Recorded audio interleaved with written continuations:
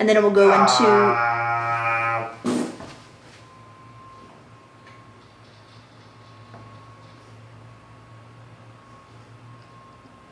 Shh. Hey guys, I'm Meredith. Welcome back to my channel. So for today's video, I am going to be attempting to make the iconic Selkie Puff Dress without a pattern whatsoever. So I myself have been sewing for a super long time. I'm sure anyone out there who has been sewing for a while has definitely come across something that they've seen out at a store, in a magazine, wherever, and you've thought to yourself, I could make that. So when I originally saw the puff dress, it's beautiful, gorgeous, love it, but I saw it and I thought, I could make that myself. So I'm going to attempt today to make it without any sort of pattern whatsoever, whether that be a store-bought or a pattern that I draft myself or using clothing as a pattern. So before we get started on this project that is more than likely gonna be a little bit more complicated than I originally anticipated, I'm gonna do a little bit of brainstorming. So for this design, since it is a little bit more fitted at the top than on the skirt, the most important thing that we're gonna wanna focus on is going to be the top of the dress. So my apologies, I'm definitely not an artist whatsoever, but I'm gonna make some light sketches here just so we know where we're taking this. Even though I'm not using a pattern, I can still make a plan. So for the top, I'm thinking since it's already straight across, that's gonna be pretty simple. But what I'm thinking is because I need to accommodate for curvature of my bust, I'm gonna do this in 3 panels on the front. So again, these are not great drawings, but just letting me know that I'm gonna do 3 different panels on the front, and then we're gonna do 2 panels on the back that will be attached to the front piece with side seams, and then this will come together with a zipper in the middle. This will be the back of our bodice, and this will be the front of our bodice. So it's nice that this is already straight across on the top. We don't have to worry about accommodating a sweetheart neckline, so that makes things a little bit easier for us. And then because I am using 2 different kinds of fabric, I will be using a purple organza and a lining fabric as well. I'm going to make these pieces out of both fabrics. So I will do one piece that's completely made out of the lining fabric, and then another one that is made out of the organza, and then those will get put together to make the whole bodice. And then for the skirt, since I do have the lining material and the outside organza, I'm going to do 3 layers of fabric. I'm gonna do 1 layer of the lining and 2 layers of the outside organza. And the way that I'm gonna measure those out is once I have this bottom part figured out, however many inches this ends up being, I am going to, for the lining, I'm going to double it and then gather that, and that will be how much we do for the lining. And then for the outside organza, I want those to be super fluffy. The original dress is very, very, very full on the bottom, so I think the way that I'm thinking about it right now, I think I'm gonna do 3 times the length of that bodice. For our sleeves, I'm gonna do a very basic sleeve shape. One change I will be making to this is the actual puff dress is short sleeve, but I'm going to make mine long sleeve. Selkie does make a long sleeve version of that dress, so we're kind of just like mixing and matching pieces together, but hey, that's the whole beauty of making your own stuff, is you can make it completely customized to what you want. So I'm going to be making long sleeves, but I want them to be very, very puffy. So I already know that my arms measure 26 inches at the top. I messed up my math a little bit here. My arms are 13 inches in circumference, so 26 inches is already double that size. So I am going to double that, and that will give me the new measurement for the fabric that I'll be using that's gonna go around my arms. Now, they need to be gathered on the top, so I'm going to use elastic to make that gathered. So if you've ever used a pattern before, you know that like the traditional shape of a sleeve, you'll have 2 flat pieces on the side, and then it will have a curved piece, and that makes the actual shoulder piece of your pattern, and then this will just come down completely straight on the sides, and then it will be gathered. So again, I know this is an extremely rough drawing, but this kind of gives me a rough idea of how I'm going to shape those pieces so that this can be nice and fluffy and gathered on the top, but then it will come together to be flat here so that we can actually attach it to the dress itself. And I'm not worried about doing anything for the wrist because I am going to be gathering that as well. So I'm just gonna leave it completely straight for this piece, and then once I gather it on the bottom, it'll make the whole sleeve very fluffy. I'll have a nice little flounce on the wrist for the bottom. So that is what we're doing for the piece for the shoulder. That's what we're doing for the bodice. And luckily, since we are doing so much gathering for the skirt, we really just need to make like giant rectangles. So that's all that we're doing for the skirt pieces. And then those will be gathered up and then attached to the bodice. So I think a lot of this is easier said than done. So let's go ahead and dive in. So I briefly touched on the supplies I'm going to be using, but I'm going to tell you a little bit more now. So I'm going to be using just a really simple, just like acetate lining. This is something you can get in a million colors at most fabric stores. It's very, very easy to find. It's just like your traditional lining fabric. And then I'll also be using this super dark purple kind of shimmery organza. Organza is the material that the original dress is made out of. It's also just a really perfect fabric for this particular design just because it's a light sheer fabric, but it has a little bit of stiffness to it, so it has a very nice like bounce to it. It's perfect for something that you want to be nice and puffy. This dress is literally called the puff dress, so this type of fabric is perfect. So those are the two fabrics that you will need. And then I will also be using this 1/2 inch elastic, and I'll be using this for the straps. Well, I say straps. These are gonna go on my dress like straps, but they're just gonna create the puffiness in the top of the shoulder, and I'll also use it to gather the wrists as well. And I just chose a 1/2 inch just because I think it's a little bit more comfortable than 1/4 inch, especially because it will be going over my shoulders. So that is what I picked there. And then I also grabbed a 12 to 14 inch invisible zipper to go with this.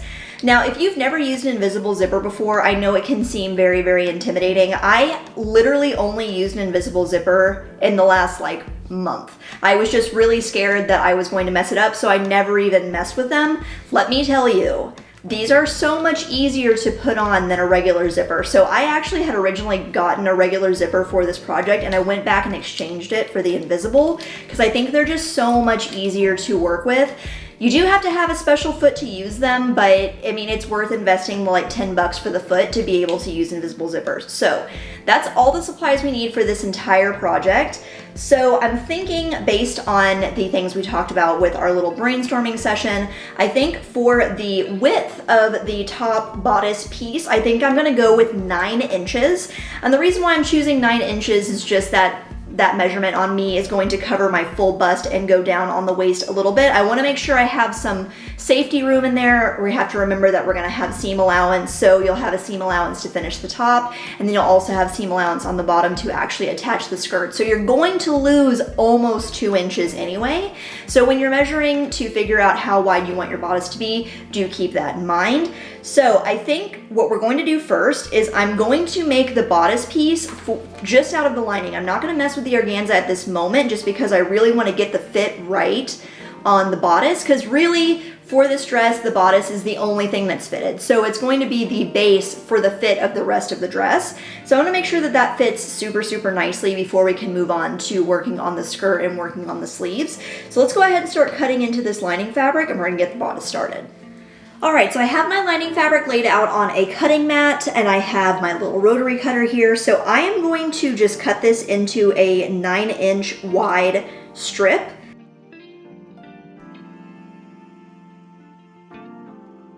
Okay, so I just remeasured, and I'm thinking that instead of doing 9 inches wide on this, I'm gonna go up to a full foot.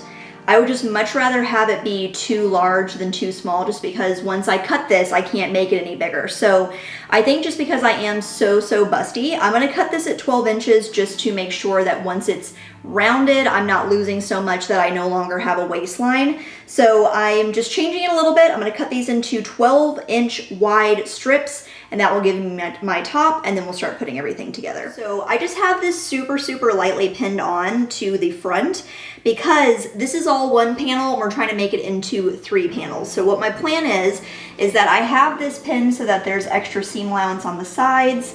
This is gonna get cut. This is too long right now, but I'm hoping to make a back panel out of the extra that's left over here, which I more than likely will be able to do. So now my goal is I'm gonna go in, and on the fullest part of the bust on each side, I need to gather this up and pin it so that it's a perfect fit to the front of this.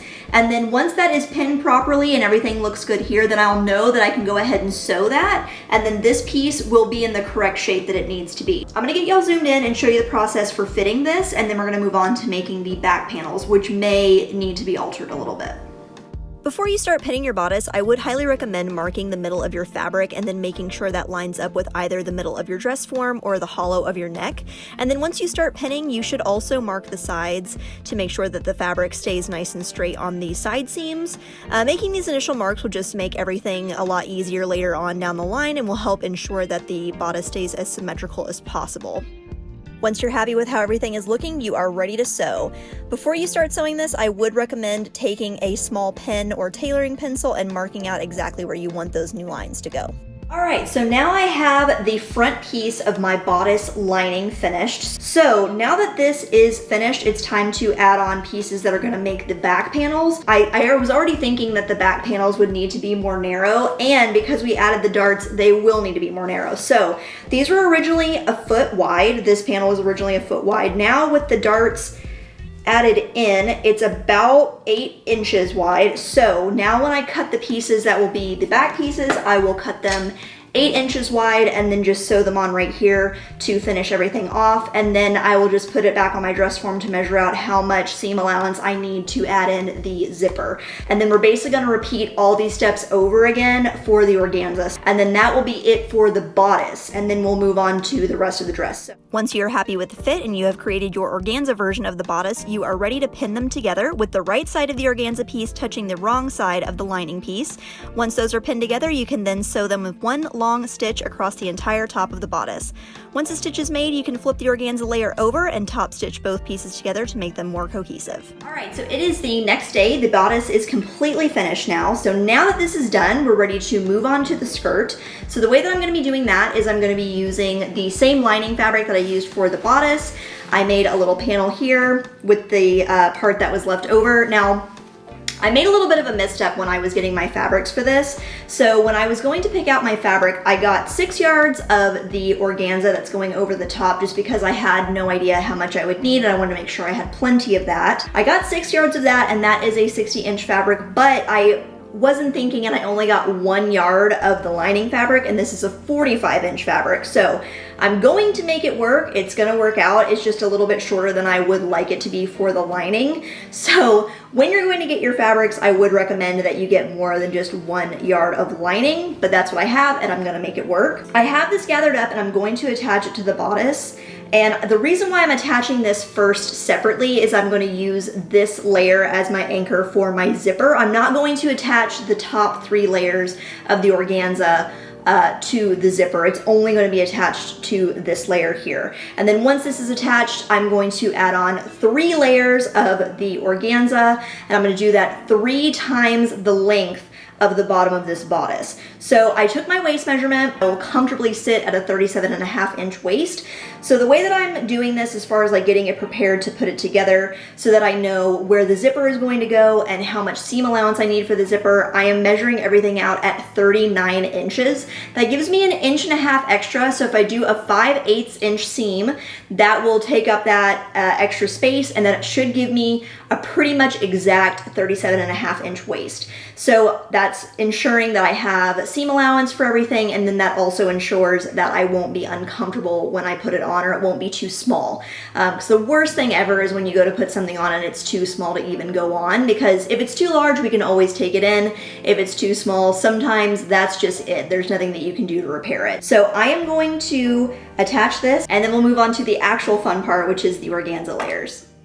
Before attaching the skirt lining to the bodice, I would highly recommend adding a couple of pins just at the top of the bodice to keep the 2 layers together. This will just keep them in place while you're sewing the skirt on. Okay, so the skirt lining is on, and this is starting to look more like an actual garment, which is very exciting. So now we're gonna move on to the organza layers. Now what I think I'm gonna do with that is, because I am doing 3 layers of that, and I'm also going to be doing 3 times the amount that I need to match up with the waistline of this. So I'm gonna go ahead and do 3.5 yards. So we're doing 39 inches, and if you multiply that by 3, it's between 3 and 3.5 yards. So I'm just gonna go all the way to 3.5.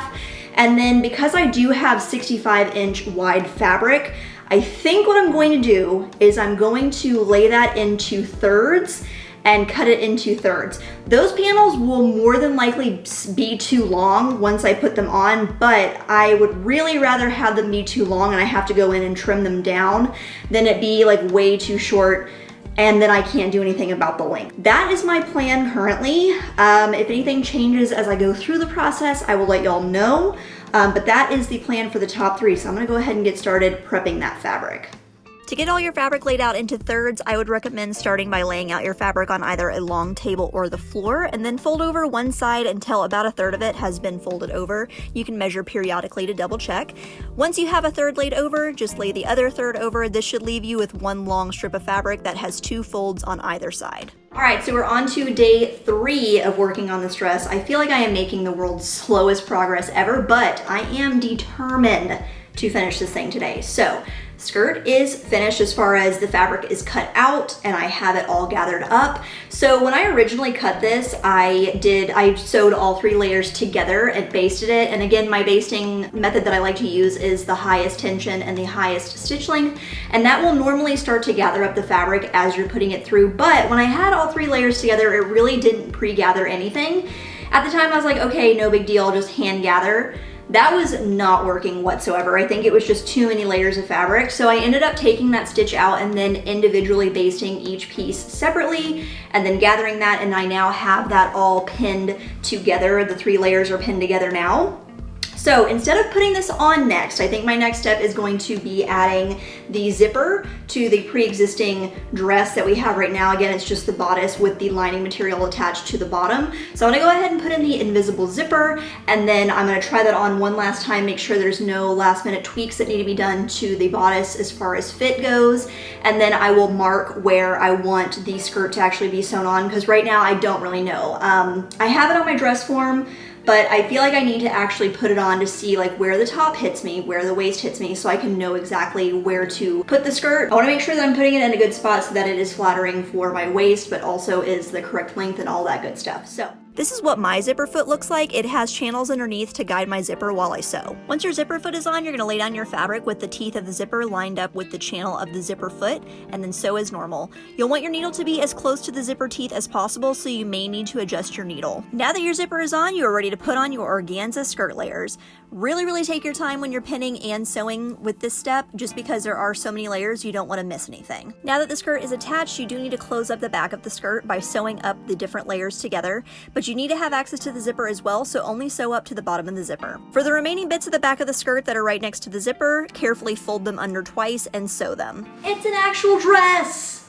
So the skirt is on, the bodice is done. So now the only thing we have left to do is put on these sleeves. So now we need to take a couple measurements to get prepped for that. So I know that my arm is 13 inches around, and then I need to measure how long I want this to be. So I'm gonna these are gonna be puffy sleeves. So I need them to be longer and bigger around than my arms actually are. So I'm going to double the measurement around. So instead of doing 13 inches, I'm gonna do 26, but we need to add in seam allowance as well. So I'm going to do 27 inches for the sleeve width. And then for the length, I want this to be, I mean, it needs to be big enough that it actually has some like billowiness to it, but I also want to have, like I want it to have some extra on the wrist that comes down below where it is gathered. So I'm gonna measure from the top of my shoulder down to the tips of my fingers just to see how long that is.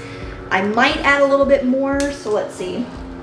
If we go from the top of the shoulder down to the very tip of my finger, that's about 31 inches. I think what I'm gonna do is I'm going to do 29 inches wide by 35 inches long. I can always make the sleeve shorter if I need to, but I wanna make sure that I make it long enough that it has enough movement to it and that I can make that accent on the bottom. So I'm going to just start by cutting out 2 panels that are literally just rectangles, and then we'll need to cut the tops. So I'm gonna go ahead and prep that really quickly, and then I'll be back with you to prep them to get them sewn onto the actual dress. So I've got my 2 rectangular pieces cut out. Now I know that when you use like a pattern, the way that pattern pieces look for sleeves is they kind of have like a bell curve at the top, and that gives it the shape to like go up over your shoulder.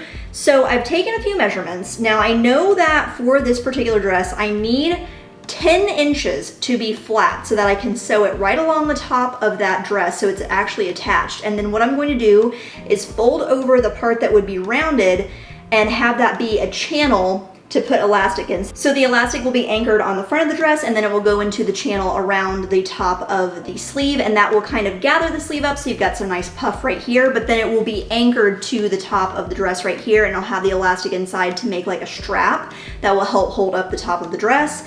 And then we'll add in a little channel at the bottom wrist to add in the elastic that will bring this in as well. Okay, so since this is 35 inches long, I've given myself plenty of space here, and I do want the sleeves to be pretty puffy. So I think what I'm going to do is I need the under part where the sleeve is going to actually attach to the top of the dress. I think that needs to be 25 inches long, and then the extra part will just be extra to make the sleeves puffy. We're gonna do 25 inches from the bottom, and then this will be 5 inches in on this side and 5 inches in on the other side, and then whatever is remaining can just be curved off, and then that will be gathered up in the top of the sleeve. Okay, I think that that should be a good plan, and that accounts for everything. So that is the plan. Hopefully it doesn't backfire. To start making the sleeve pieces, I folded the rectangles in half hot dog style and then measured 25 inches up from the bottom and 5 inches from the raw edges. The 25 inches in length is how long the underside of the sleeve will be, and the 5 inches that I cut from the edge just marks the flat part of the sleeve that needs to be attached to the dress. Next, I carefully sketched out the round edges of the top of the sleeve and cut away the excess. Next up, fold over the edge of the rounded part of your sleeve piece 1 full inch. This is going to act as your casing for your shoulder elastic. Now that the shoulder is sewn, go ahead and carefully roll up the bottom edge of the sleeve and sew it carefully. Normally this type of step is done later in the process, but it's going to be so much easier to finish this edge now while the fabric is flat. After the bottom edges are finished, take an inch wide strip of material and pin and sew it 3 inches up from the finished edge. This is going to create your casing for the elastic that will cinch in the wrists. To completely finish out the sleeve, fold it with right sides together and sew with 1 straight stitch, making sure not to catch the ends of your elastic casing. Now you're ready for the wrist elastic, and I would recommend using a large safety pin to complete this step. Now that your sleeves are completely finished, you are ready to attach them to the dress. I made a mark on the front of my dress letting me know where I wanted my sleeve to start, so I simply lined up the flat edge of my sleeve piece and stitched along the side. Last but certainly not least, it is time for your shoulder elastic. Once the elastic is in, use a bunch of zigzag stitches to secure it to the front and the back of your dress. And now you are done.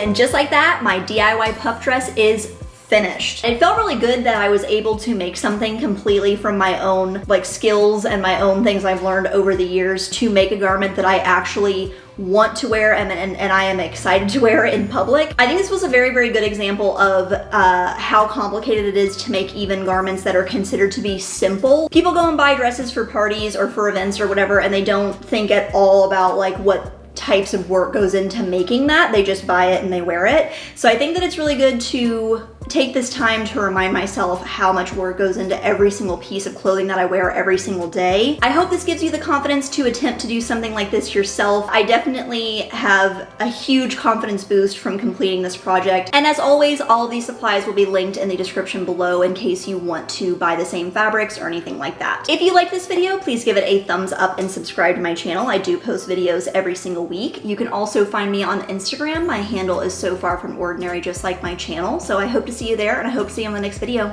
Bye.